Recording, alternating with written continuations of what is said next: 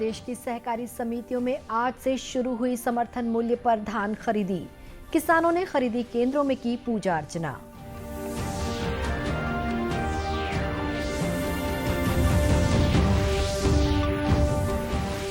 Corona के नए variant Omicron को देखते हुए विदेशों से छत्तीसगढ़ आने वाले यात्रियों की हवाई अड्डों पर ही होगी कोविड जांच।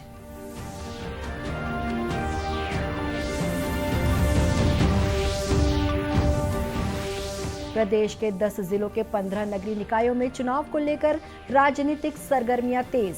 उम्मीदवारों के चयन को लेकर विचार मंथन शुरू।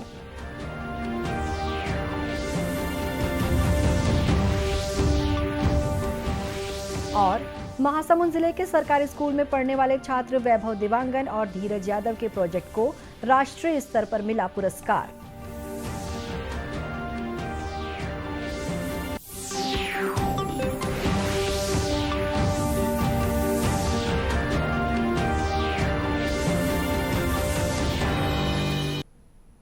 नमस्कार, आप देख रहे हैं दूरदर्शन समाचार। मैं हूं शुभ्रा भट्टाचार्य। अब समाचार विस्तार से। प्रदेश में आज से समर्थन मूल्य पर धान खरीदी शुरू हो गई है। ये खरीदी 31 जनवरी तक चलेगी। किसानों को किसी तरह की परेशानी न हो, इसका ध्यान रखते हुए पंजीकृत किसानों के लिए टोकन जारी किया जा रहा है। इससे किसान निर्धारित तिथि पर पहुंचकर अपना धान बेच सकेंगे। सीमांत, लघु और बड़े किसानों को 15 दिवस अग्रिम तक टोकन जारी करने के निर्देश दिए गए हैं। इससे पहले मुख्य सचिव अमिताभ जैन ने कल मंत्रालय से वीडियो कॉन्फ्रेंसिंग के जरिए प्रदेश स्तरीय बैठक लेकर धान खरीदी की तैयारियों की समीक्षा की। बैठक में मुख्य रूप से कोविड-19 के नए वेरिएंट से बचाव के लिए आवश्यक तैयारी, धान खरीदी केंद्रों पर सुचारू व्यवस्था की समीक्षा की गई। उन्होंने प्रदेश के सभी धान खरीदी केंद्रों में कोविड टीकाकरण और जांच शिविर लगाए जाने के निर्देश दिए। मुख्य सचिव ने अधिकारियों को कहा कि धान खरीदी केंद्रों में सुचारू व्यवस्था बनाए रखने के लिए समय पर दिए गए दिशा निर्देशों के अनुरूप कार्य करने चाहिए। उन्होंने टोकन वितरण व्यवस्था को नियमित करने प्रभावी कदम उठाने कहा है।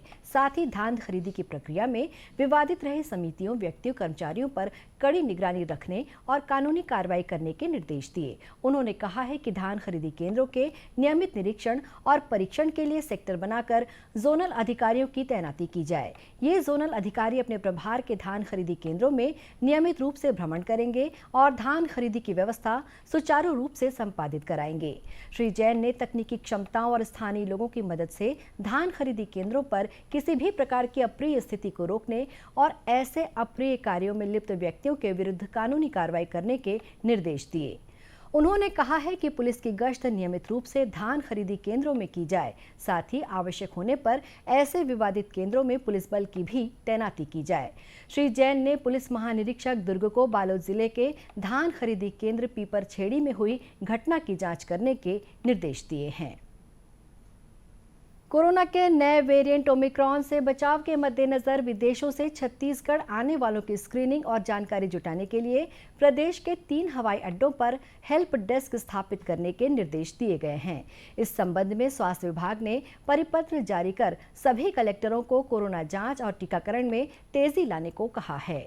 स्वास्थ्य विभाग द्वारा प्रदेश के 3 हवाई अड्डों रायपुर, बिलासपुर और जगदलपुर में हेल्प डेस्क स्थापित कर विदेश से आने वाले यात्रियों की स्क्रीनिंग, कोविड जांच रिपोर्ट, टीकाकरण और क्वारंटाइन के संबंध में जानकारी दी गई है। स्वास्थ्य विभाग की ओर से जारी निर्देशों के अनुसार ऐसे व्यक्ति जिन्होंने भारत आने के बाद अपनी 7 दिनों की क्वारंटाइन अवधि पूरी नहीं की है, उन्हें 7 दिनों के होम क्वारंटाइन का पालन सुनिश्चित कराने को कहा गया है। इन व्यक्तियों से 8वें दिन RT-PCR जांच कराने और रिपोर्ट के धनात्मक आने पर सैंपल को WGS जांच के लिए भेजने के भी निर्देश दिए गए हैं। विभाग ने सभी जिलों को नए वेरिएंट से बचाव और उसकी त्वरित पहचान के लिए कोविड-19 जांच की संख्या बढ़ाने कहा है।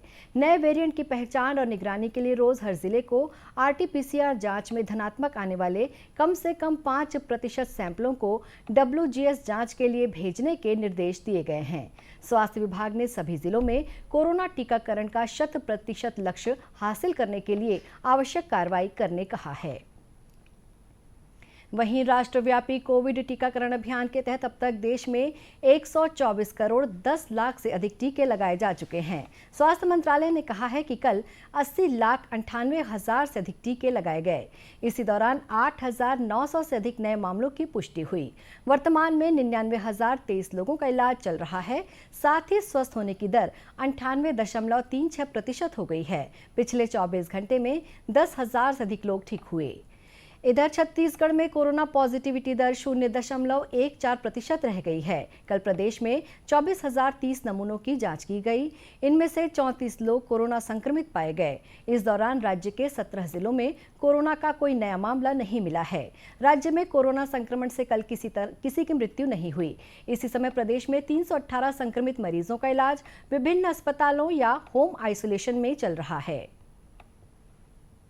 राज्यपाल अनुसुईया उइके से कल राजभवन में गुजरात के राज्यपाल आचार्य देवव्रत ने भेंट की। सुश्री उइके ने गुजरात के राज्यपाल को छत्तीसगढ़ की समृद्ध सांस्कृतिक विरासत, यहाँ के भौगोलिक परिवेश, प्राकृतिक सौंदर्य, यहाँ के धान की अनेक प्रजातियों, अपार वन संपदा, आदिवासियों के रीति रिवाज आदि के संबंध में विस्तार से जानकारी दी। उन्होंने बताया कि छत्तीसगढ़ राज्य आदिवासी बहुल्य राज्य है। यहाँ के वनवासियों की जीविका का प्रमुख साधन लघु वनोपज है। आदिवासी संस्कृति अत्यंत समृद्ध है। वे परंपरागत रूप से बेल मेटल, काष्ठ शिल्प आदि बनाते हैं और इनके द्वारा बनाए गए उत्पाद देश विदेश में भी पसंद किए जाते हैं। गुजरात के राज्यपाल ने सुश्री उइके को उनके द्वारा प्राकृतिक खेती को दिए जा रहे प्रोत्साहन के संबंध में जानकारी दी। उन्होंने बताया कि हरियाणा और गुजरात में भी वे किसानों को प्राकृतिक खेती करने के लिए प्रोत्साहित करते हैं। उन्होंने यहाँ दुर्ग जिले के किसानों से भी भेंट कर उन्हें प्राकृतिक खेती से कम लागत में अधिक उत्पादन होने और अन्य लाभों के बारे में जानकारी दी है। आचार्य देवव्रत ने राजभवन का अवलोकन भी किया। प्रदेश के 10 जिलों के 15 नगरीय निकायों में चुनाव की घोषणा के साथ ही राजनीतिक सरगर्मियां तेज हो गई हैं। इन चुनाव के लिए फिलहाल नामांकन प्रक्रिया जारी है। राजनांदगांव जिले के खैरागढ़ नगर पालिका परिषद आम चुनाव और शहर के तुलसीपुर वार्ड के उपचुनाव के लिए भी अधिसूचना जारी होने के बाद भाजपा और कांग्रेस सहित सभी प्रमुख राजनीतिक दल उम्मीदवारों के चयन को लेकर लगातार बैठकें कर रहे हैं। इसी कड़ी में राजनांदगांव में भाजपा की एक बैठक हुई, जिसमें चुनावी रणनीति पर चर्चा की गई। पार्टी के प्रदेश उपाध्यक्ष खूबचंद पारख ने बताया कि इन चुनावों के लिए भाजपा की ओर से एक क्षेत्र में पार्टी प्रत्याशी के रूप में एक ही नाम पर सहमति बनाने की कोशिश हो रही है।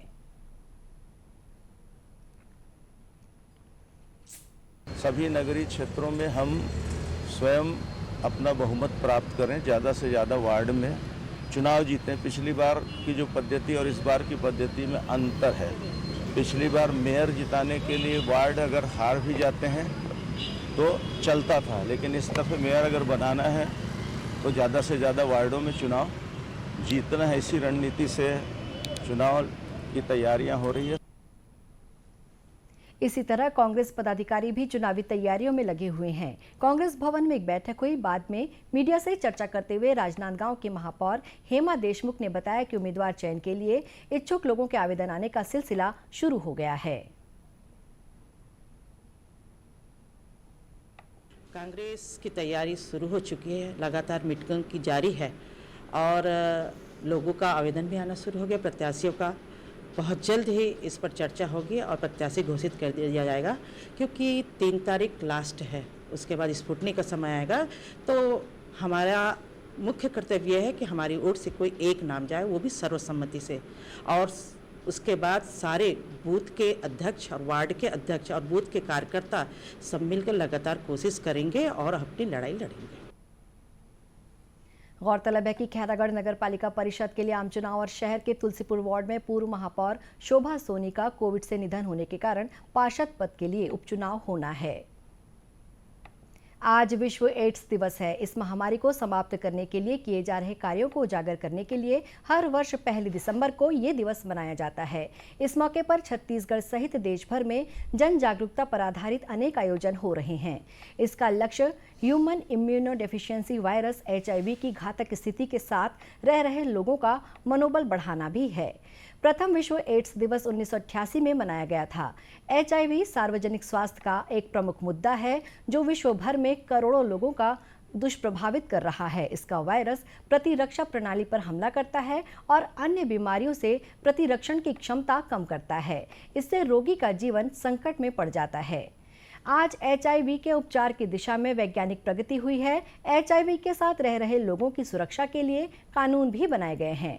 विश्व एड्स दिवस लोगों और सरकारों को इस बात के लिए जागरूक बनाने की दृष्टि से महत्वपूर्ण है कि HIV अभी समाप्त नहीं हुआ है। छत्तीसगढ़ के सरकारी स्कूल में पढ़ने वाले छात्र वैभव देवांगन और धीरज यादव के प्रोजेक्ट को राष्ट्रीय स्तर पर पुरस्कृत किया गया है। भारत सरकार के इलेक्ट्रॉनिक्स और सूचना प्रौद्योगिकी मंत्रालय द्वारा आर्टिफिशियल इंटेलिजेंस पर एक स्पर्धा आयोजित की गई थी। इसमें देश के 20 प्रोजेक्ट का चयन किया गया था, जिसमें छत्तीसगढ़ के छात्रों द्वारा फसलों के बीच में उगे खरपतवारों को पहचानने के लिए बनाया गया प्रोजेक्ट भी शामिल है। महासमुंद जिले के शासकीय कुलदीप निगम उच्चतर माध्यमिक विद्यालय नर्रा के छात्र वैभव देवांगन और धीरज यादव ने ये प्रोजेक्ट बनाया है। केंद्रीय सूचना प्रौद्योगिकी मंत्री अश्विनी वैष्णव ने नई दिल्ली के भारतीय पर्यावास सेंटर में आयोजित समारोह में छत्तीसगढ़ के इन दोनों छात्रों को मेडल और प्रमाण पत्र प्रदान कर सम्मानित किया। नर्रा गांव स्थित विद्यालय के व्याख्याता सुबोध कुमार तिवारी ने लॉकडाउन के समय छात्रों को आर्टिफिशियल इंटेलिजेंस तकनीक का ऑनलाइन अध्यापन कराया था। छात्रों ने इस तकनीक के उपयोग से कृषि प्रधान राज्य के किसानों की सुविधा के लिए प्रोजेक्ट बनाए। इन छात्रों ने फसलों के बीच उगे खरपतवारों को पहचानने का सॉफ्टवेयर आर्टिफिशियल इंटेलिजेंस तकनीक के उपयोग से बनाया है। आजादी के लिए भारत का शानदार संघर्ष आधुनिक विश्व के महानतम संघर्षों में से एक है। दूरदर्शन समाचार इतिहास की धारा बदलने वालों की झलक रोजाना आपके लिए लेकर आ रहा है। आज हम बात करेंगे स्वतंत्रता संग्राम सेनानी और भारत की प्रथम महिला मुख्यमंत्री सुचेता कृपलानी के बारे में।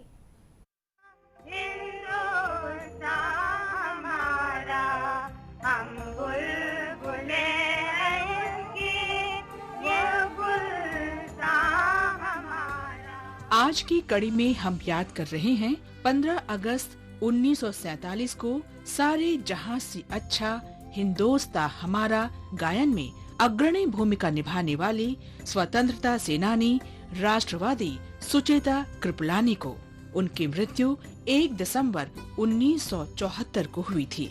संविधान सभा के सदस्यों में शामिल रही सुचेता कृपलानी स्वतंत्र भारत में पहली महिला सांसदों में से एक थी। उन्हें किसी भारतीय राज्य की पहली महिला मुख्यमंत्री होने का गौरव हासिल है।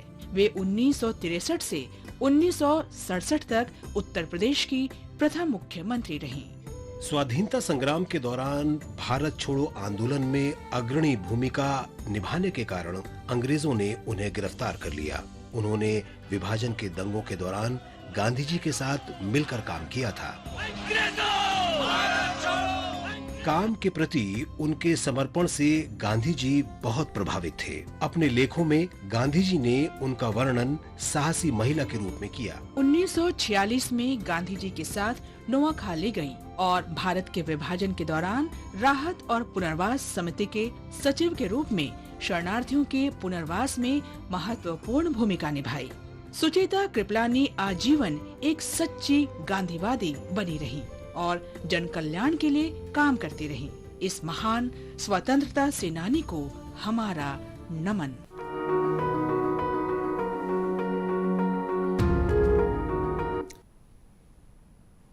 दूरदर्शन केंद्र रायपुर से प्रसारित होने वाले प्रादेशिक समाचार को आप YouTube पर भी देख सकते हैं। हमारे YouTube channel Chhattisgarh DD news पर प्रादेशिक समाचार उपलब्ध रहेगा। YouTube चैनल का लिंक और QR कोड आप स्क्रीन पर देख सकते हैं। अपने एंड्रॉयड फ़ोन से QR कोड स्कैन कर आप छत्तीसगढ़ DD न्यूज़ लिंक पर जा सकते हैं। इसके अलावा छत्तीसगढ़ DD न्यूज़ फेसबुक और ट्विटर पर भी उपलब्ध है। अंत में मुख्य समाचार एक बार फिर। प्रदेश की सहकारी समितियों में आज से शुरू हुई समर्थन मूल्य पर धान खरीदी। किसानों ने खरीदी केंद्रों में की पूजा अर्चना।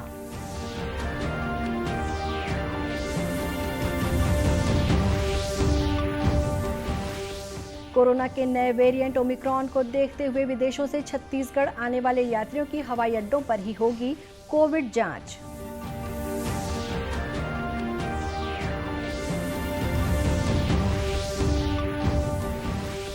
प्रदेश के 10 जिलों के 15 नगरीय निकायों में चुनाव को लेकर राजनीतिक सरगर्मियां तेज, उम्मीदवारों के चयन को लेकर विचार मंथन शुरू।